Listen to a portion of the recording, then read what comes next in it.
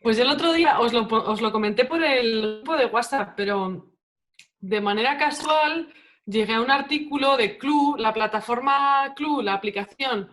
Bueno, pues tienen como un blog bastante potente y tenían un artículo de una chica que es actriz porno, que hace como un porno como alternativo y como un poco underground, y que contaba que la sangre menstrual está prohibida en el porno porque la sangre está prohibida en el porno en general, porque se considera, o sea, es un poco complicado cómo eso está censurado, porque claro, ¿quién controla ese contenido? Si en Internet hay de todo, ¿no? Pero se supone que quien censura eso son las plataformas de pago, es decir, si una persona produce cine porno y las pone en internet para que lo compres y tienes que dar tu tarjeta de crédito y tu tarjeta de crédito es de Visa o de Mastercard o lo que sea, Visa o Mastercard pueden decidir no permitirte cobrar por ese contenido porque tiene sangre. Y se supone que es porque como que es muy violento que haya sangre en el porno y puede llevar como a situaciones de mucha violencia y de mucha como... Bueno, utilizaban términos más como de la autonomía y la dignidad de la persona, pero claro, dentro de eso han metido la sangre menstrual, que no tiene nada de violento, que no tiene nada de... Y bueno, hay gente, hay directoras, sobre todo directoras, que desafían un poco esa censura, pero claro, se arriesgan a que dejen de poder cobrar, ¿sabes? A que les corten el grifo. Hay gente, o sea, hay un tipo de persona que se excita con la sangre menstrual y no lo sabemos y está silenciado ese tipo de gusto.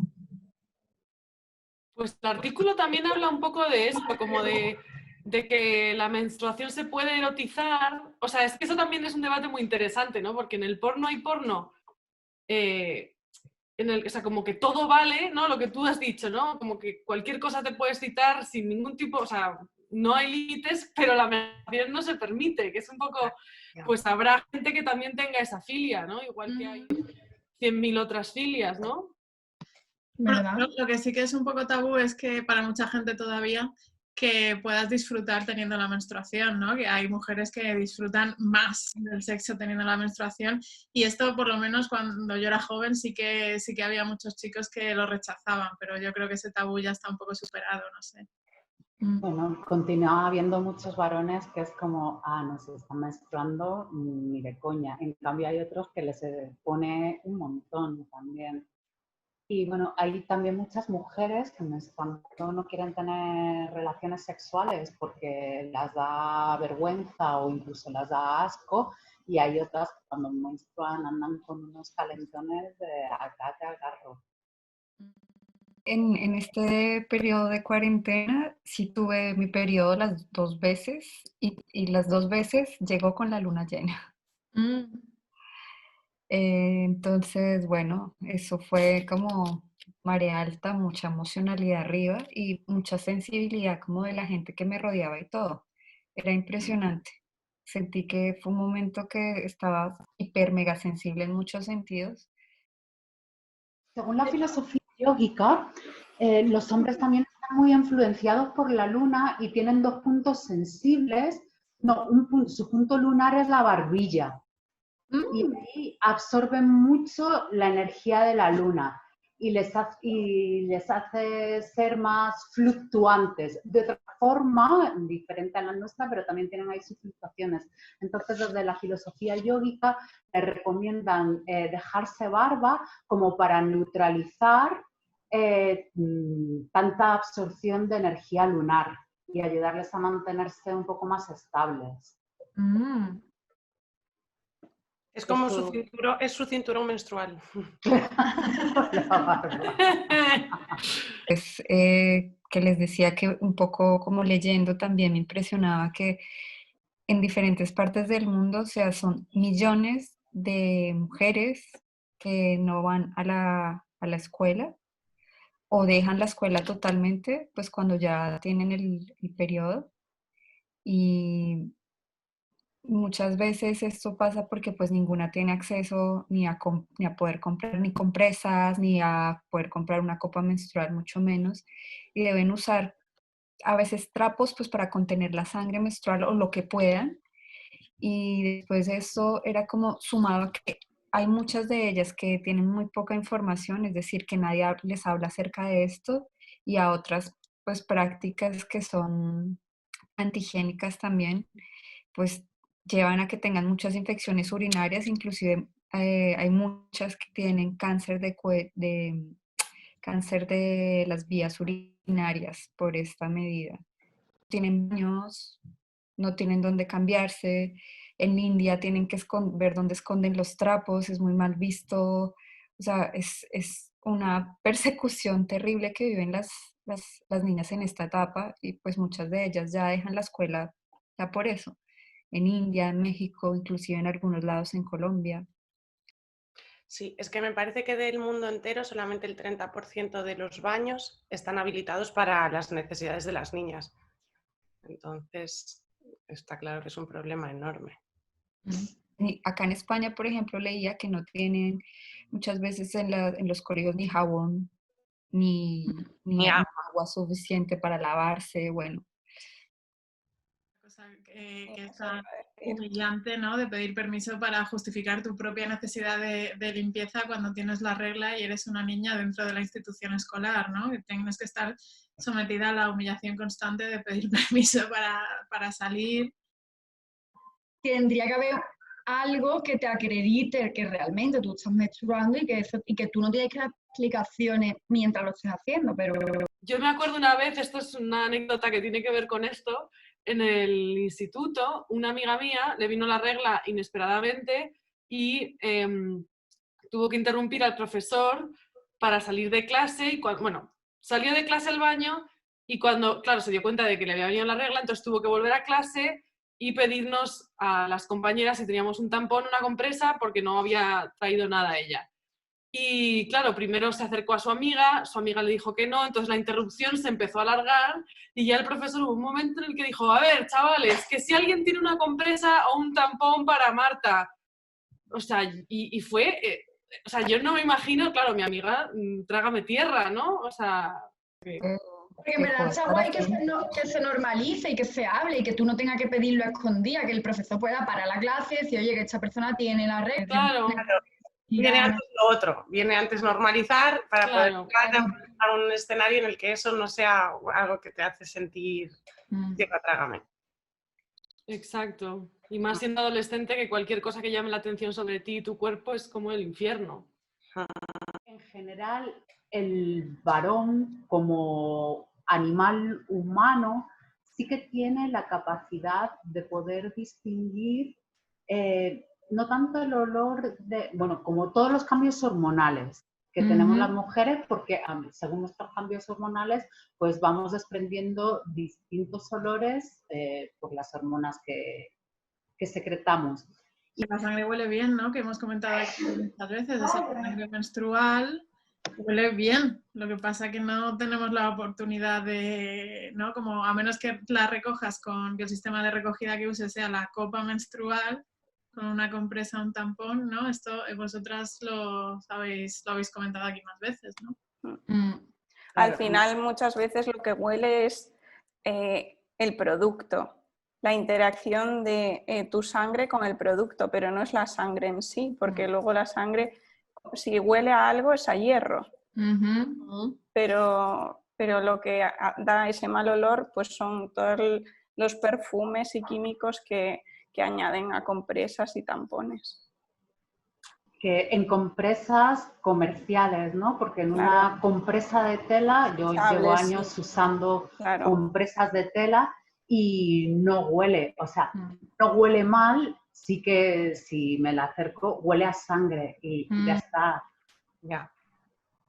También, bueno, a mí esto me hace gracia porque lo primero que hacíamos de niños, y supongo que de adultos muchas veces también, pero cuando te tropiezas, te haces una herida en una rodilla, te chupas la sangre, ¿no? Para que no te salga más. Y sin embargo, con la sangre menstrual es como, Dios mío, qué asco. Y es lo mismo, es sangre, ¿no? O sea, la idea de la higiene, ¿no? Esta idea, de hecho, a estos productos se les llama productos de higiene femenina, cuando estamos, como estamos hablando, ¿no? Generan olores peores al interactuar y no sé, hay también desodorantes para las vulvas de las mujeres y cosas así que realmente lo que hacen es que te salgan unos hongos tremendos o que te genere una infección de orina, etcétera, etcétera. O sea que es como que parece que tenemos que regular nuestro cuerpo como sea, que nuestro cuerpo en sí mismo es algo sucio. El anuncio o el modo en el que se trata la menstruación utilice palabras como higiene, limpieza, olor, crea en ti una idea. Por ejemplo, a mí la sangre de herida me da mucho, se me baja la tensión, ¿sabes? Como que me da miedo, o sea, lo que yo siento hacia esa sangre es miedo. Sin embargo, la sangre menstrual, ahora ya no, pero cuando era más niña, lo que me daba era asco. Yo la asimilaba lo que puedo asimilar cualquier residuo del cuerpo. No me daba miedo, no me daba baja tensión, no, nada. Era como si fuera algo sucio que está saliendo de mi cuerpo. Y en verdad, eso es porque el tipo de palabras que han rodeado siempre esa idea, pues bueno, tu mente... No, claro. Es verdad que todo este tema está rodeado de un montón de estigma y al final el primer condicionamiento que tenemos cuando hablamos de la regla son las palabras que utilizamos para referirnos a ellas, ¿no? Creo que es en Reino Unido que le llaman la maldición de Crown. O sea, que es verdad que la primera limitación que tenemos es las palabras que utilizamos para hablar de nuestros propios procesos. Yo en este sentido me parece que la lengua es un motor de cambio importantísimo y lo primero que tenemos que hacer para cambiar las estructuras sociales es cambiar las estructuras del lenguaje y llamarle a las cosas por su nombre, ¿no? Eso que dices me llama muchísimo la atención porque hila con algo que he estado pensando últimamente, que es en los ciclos de los cuerpos menstruantes, ¿no?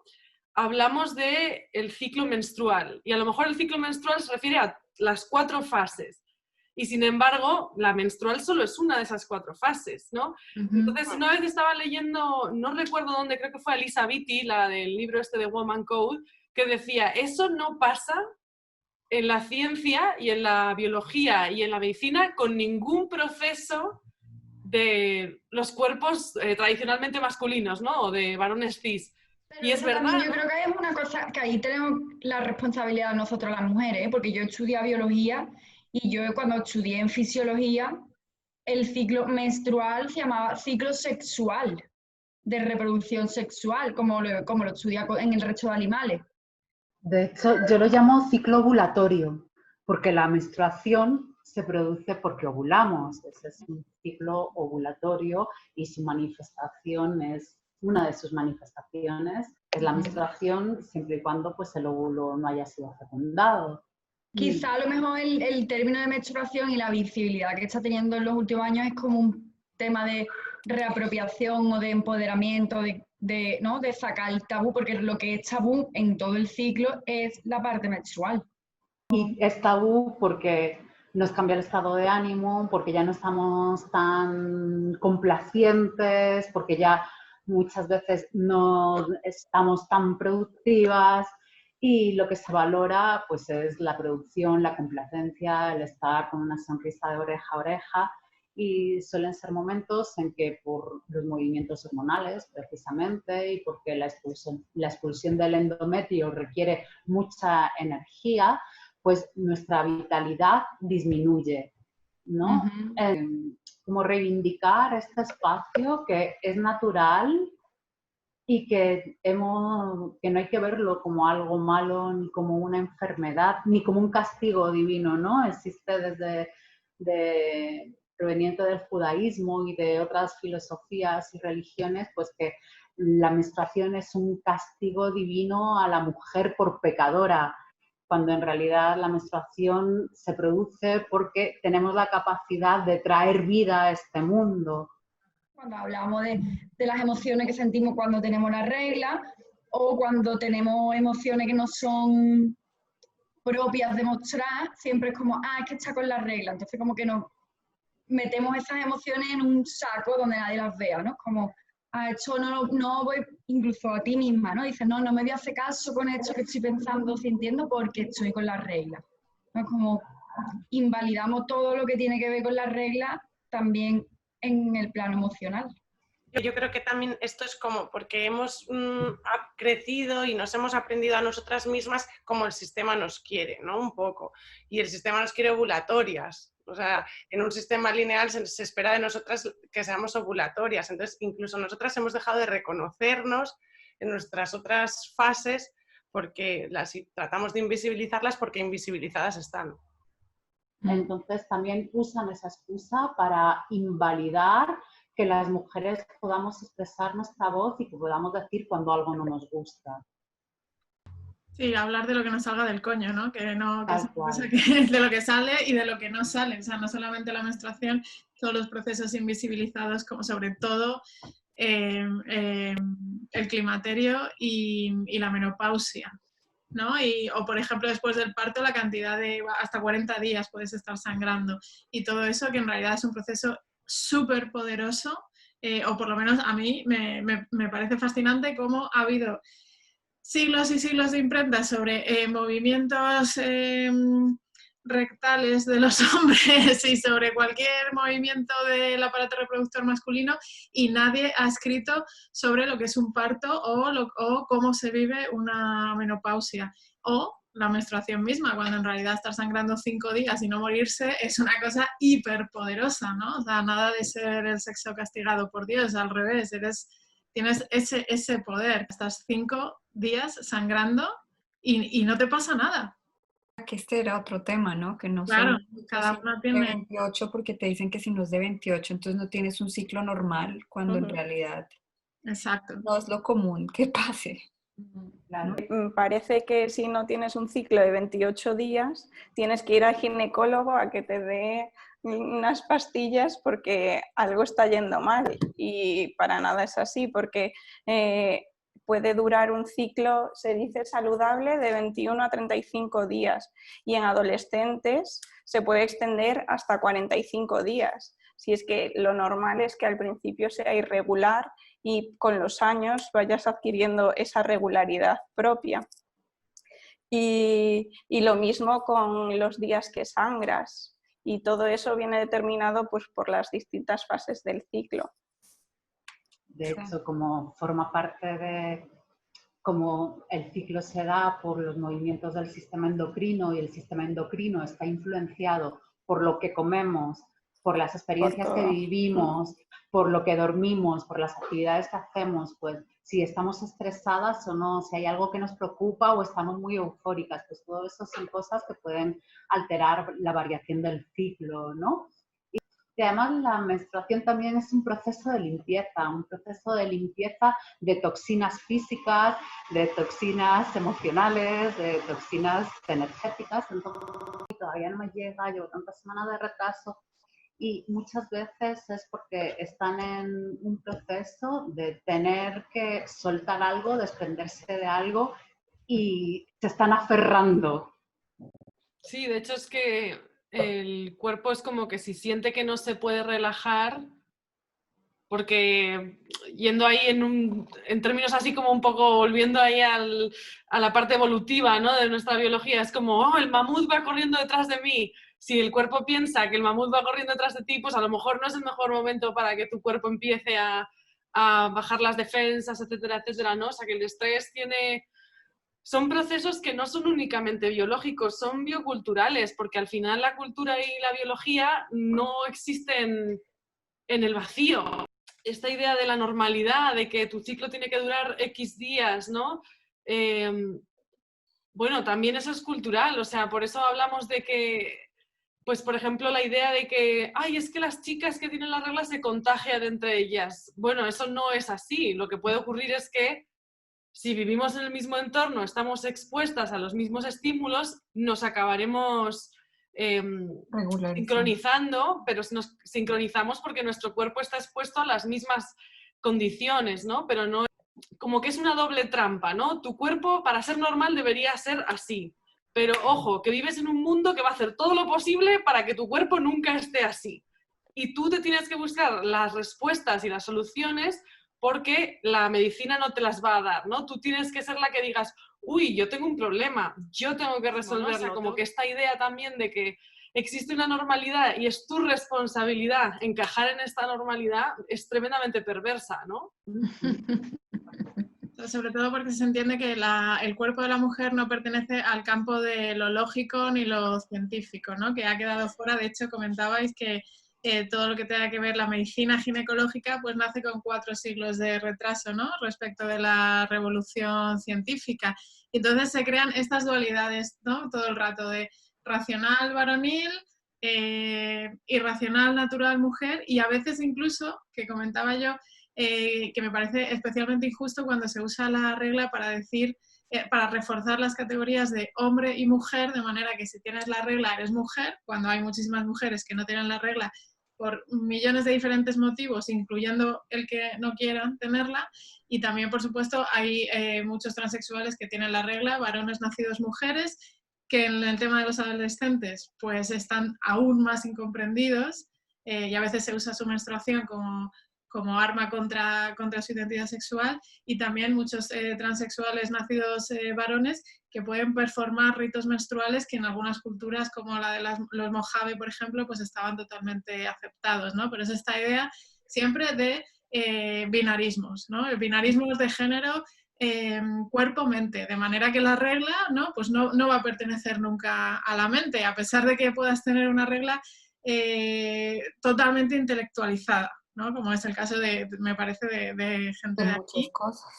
O si tienes una regla placentera, por ejemplo, que yo muchas veces tengo reglas placenteras, entonces parece que no la puedes intelectualizar, ni la puedes meter dentro de la historia cultural, ni no tiene cabida en la historia literaria, ni tiene ningún tipo de respuesta que no pertenezca a lo natural.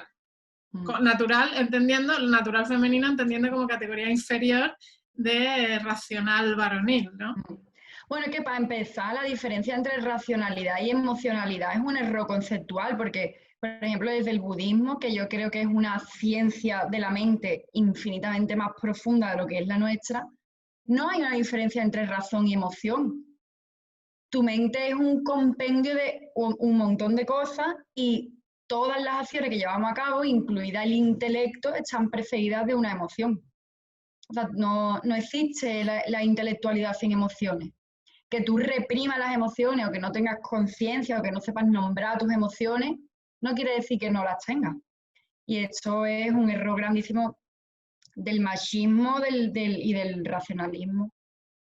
Las primeras representaciones dentro de la medicina europea, de los primeros gráficos, ¿no? De cómo es una vagina y cómo es una vulva, bueno, en este caso una vagina, era como, bueno, pues esto será como un pene al revés. O sea, fíjate hasta dónde llega esta idea de la dualidad, ¿no? Que al final, ¿no? Que a veces lo que acaba siendo más opresor es el generar un discurso en torno a algo, y en este caso en torno a los cuerpos, ¿no? O sea, vamos a intentar conocer más nuestro cuerpo, guay, hasta ahí todo bien, nos empoderamos, genial, ¿no? Encontramos herramientas de autogestión, de autosanación, estupendo. ¿Qué discursos vamos a encontrar? Si el discurso que voy a encontrar me va a decir que mi regla tiene que durar, o sea, que mi ciclo tiene que durar 28 días, que si tengo un ciclo es que soy mujer y si no lo tengo es que no lo soy, que cada fase son 4 y en cada fase tengo que sentirme y experimentarme de una manera específica. Nos han enseñado a dudar de nuestros cuerpos, a dudar de lo que sentimos, ¿no? Entonces creo que un gran paso es empezar a confiar en lo que estamos sintiendo, en lo que estamos pensando, en lo que estamos viviendo, en lo que estamos experimentando. Y tener más diálogo intergeneracional con esto, ¿no? Porque yo, por ejemplo, que voy a hacer 37 años, a mí todavía nadie me ha hablado de cómo ha sido o cómo sintió su menopausia, nunca. O sea, conozco un dato que me dio mi abuela, que tuvo menopausia precoz, pero punto, nadie, o sea, en mi familia... Nadie me ha contado cómo son sus reglas, si les duelen, si no, si son regulares, si no. No, recuerdo que la primera reunión que hicimos vino el único varón cis que ha venido y comentó que había vivido toda la vida con su madre y sus hermanas y que en la vida que jamás había ni siquiera visto una compresa. Muchas veces el tabú es nuestro y es nuestro propio miedo, nuestra propia vergüenza, y también pues, tenemos que empezar a hablar de esto. Por eso a mí me interesa mucho que encontremos maneras de dialogar también con los hombres. Y yo creo que es guay que le hablemos eso tanto a otras generaciones como a otros géneros, como a, en plan, que sea un tema abierto. Y ahora inclusive con mi padre, que es como que me abre los ojos, se lo digo, como no, pues que estoy mal, no, pues que tengo un cólico, es que tuvieras el cólico que tengo, bueno, cuando lo visité hace unos meses y ya se ha acostumbrado a esto y ya no me abre los ojos así, sino que ya es como, lo he normalizado con mi padre, que, sí, que a pesar de que yo me crié con él, o sea, él fue el que me crió a mí, no mi madre. Mi padre, cuando yo ya estaba porque me llegara la luna, porque también le llamo la luna al periodo, porque también pues, lo cuento mucho con el tema lunar, pero en fin, me regaló un libro que hizo una dedicatoria y me lo dejó debajo de la almohada de mi cama para que yo me instruyera como de todo el tema, que me pareció pues dentro de lo que él podía hacer por mí muy, muy, muy bonito, ¿no? Entonces, bueno, sí que a él le ha tocado, digamos, como tener más sensibilidad hacia mí, porque además solo tuvo hijas, sin normalizarlo, también dentro de las conversaciones que tenemos con nuestras amigas, ¿no? Que nunca lo mencionamos mucho, en plan de, oye, ¿cómo te sientes? Eh, cómo te ha pasado este último mes? ¿Te llegó, no te llegó? Sí, porque también entre mujeres no, siento que no lo tocamos mucho, o lo tocamos muy por encimita, ¿no? Pues tampoco es una conversación que digo que se vaya a buscar siempre, pero que sí es algo que deberíamos integrar, pues para que se normalice, ¿no? No sigo cuándo me va a venir, entonces me vino, yo no sabía que me iba a venir y no me había llevado nada, entonces ella me dijo, bueno, pues yo voy y te compro lo que tú uses, y me dice, pero ¿qué usas? Y me empezó a dar como 20 tipos de categorías de productos distintos, ¿no? Y yo le dije, pues no lo sé, pues tráeme el más barato, porque no tenía ni idea, yo uso la copa. Y ella me dijo, qué poco femenina, ¿no? O sea, me tachó de poco femenina porque yo no estaba puesta en el marketing menstrual, y eso, ¿no? Que fue una de las conversaciones más significativas, ¿no?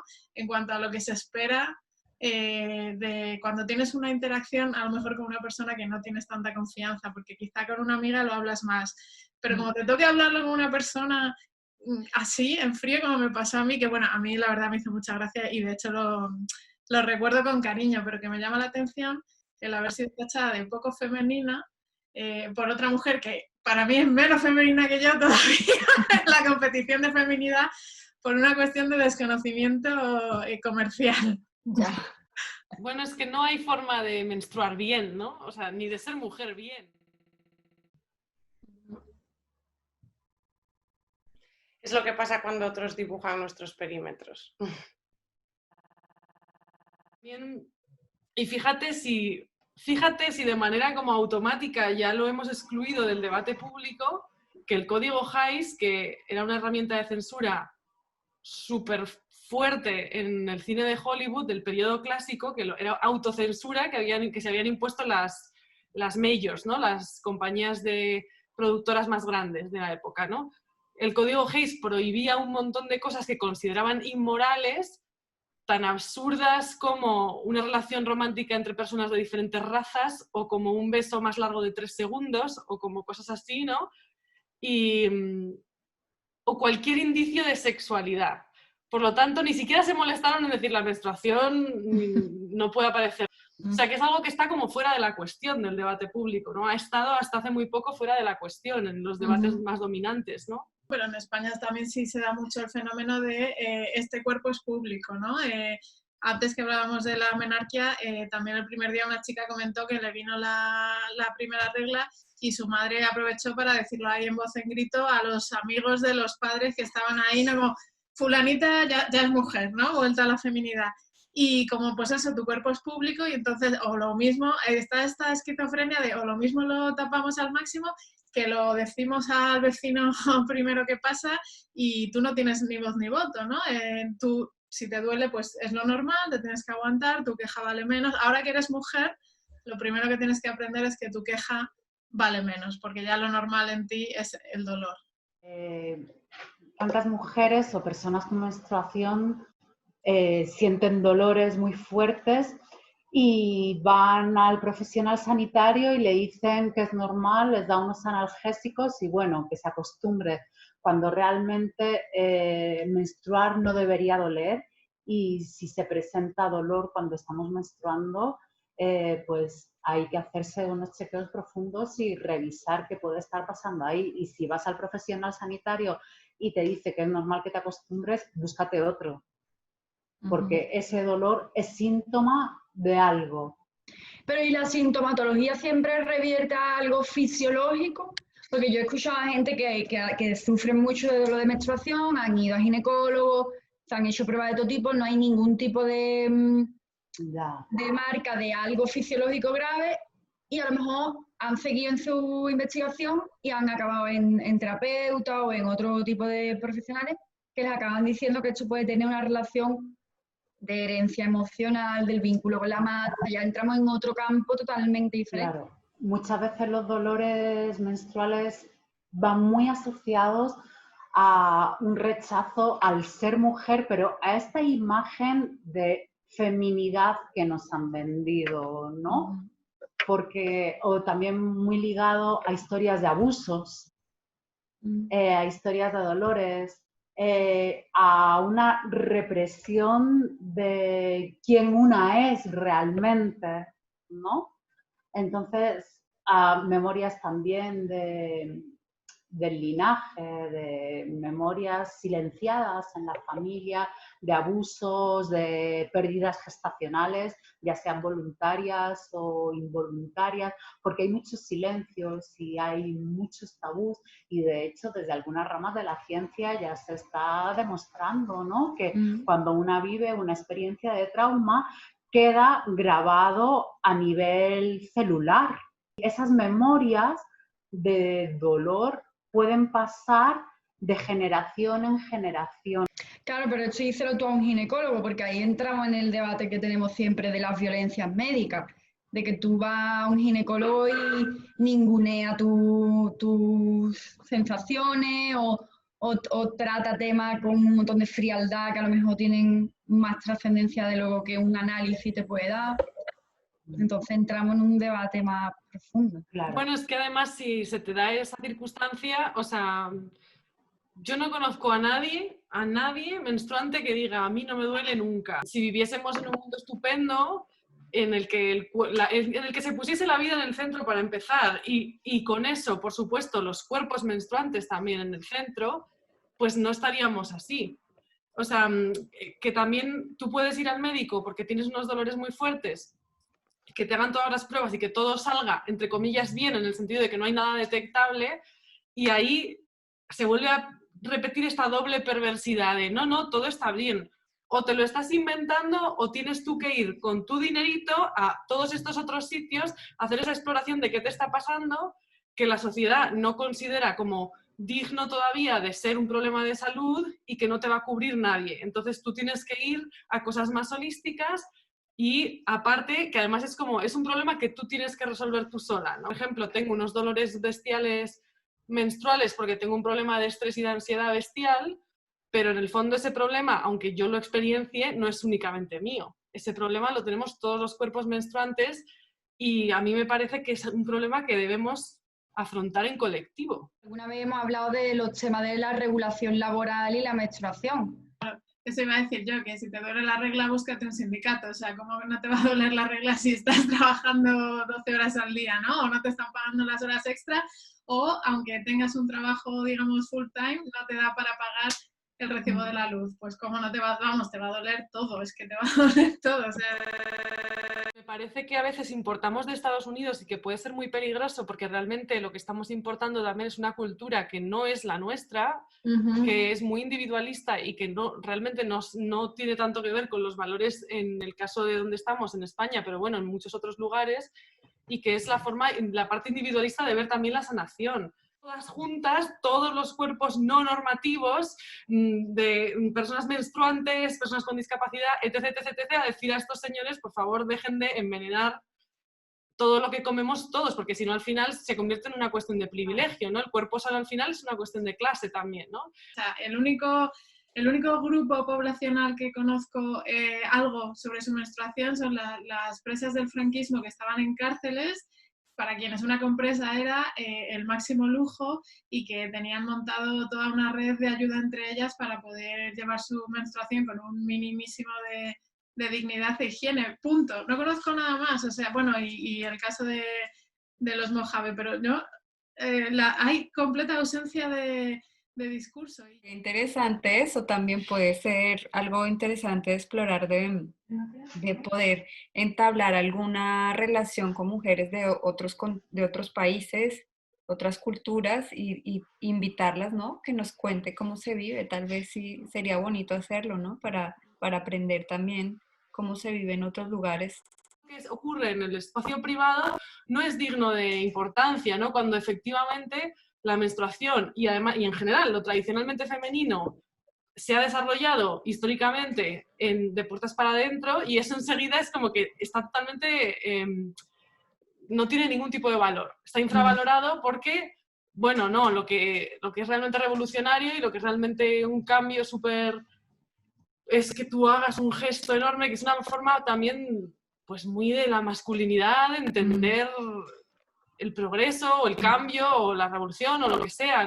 Es que eso también me lleva a pensar, o sea, algo que incluso dentro de colectivos feministas esas dinámicas se repiten, ¿no? Porque son las dinámicas con las que hemos crecido. Entonces, a mí me produce muchísima tristeza cuando veo dentro del mundo del activismo menstrual o de, si no quieres llamarlo activismo, del conocimiento menstrual, mucha gente que se autodenomina yo soy la primera que, o a la que llaman la primera que ha hecho tal, la primera que ha hecho cual. Afortunadamente tenemos la enorme suerte de que cada vez hay más debate sobre esto y hay más colectivos y más personas haciendo trabajo sobre este tema.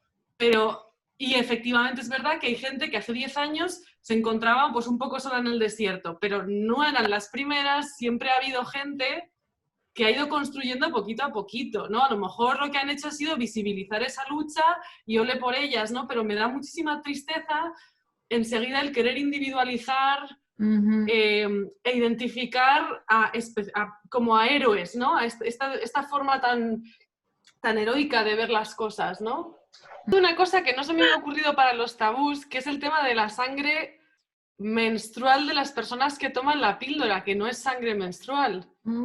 Y eso sí que es un megatabú porque es totalmente desconocido, que las personas que toman la píldora anticonceptiva sangran como imitando el ciclo hormonal, ¿no? Y sangran más o menos una vez al mes, pero eso es porque dejan de tomar la píldora, o sea que no es sangre menstrual real, es otro tipo de sangre.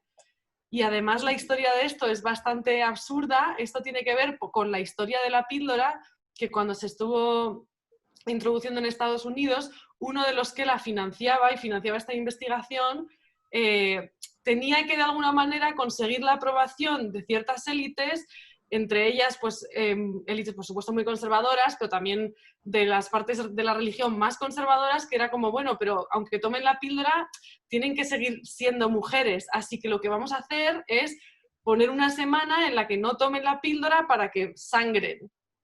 Y es totalmente innecesario, si tú estás tomando la píldora, podrías tomar la píldora todo el tiempo y no sangrar nunca, porque esa sangre no es sangre menstrual. Entonces las pastillas no te regulan tu menstruación. Claro que no, te apagan. ¿Y esa sangre de dónde sale? Pues el útero sí que sigue engrosándose, pero mucho menos. Entonces, por deprivación de hormonas, sangras ese poquito que se ha engrosado. Por eso da igual que tomes, que no es necesario sangrar, quitarte las pastillas durante esa semana, pero porque la iglesia se piense que tú estás que estás ovulando, pues... Qué tontería. Es totalmente performativo eso. No, para que te la vea tu marido.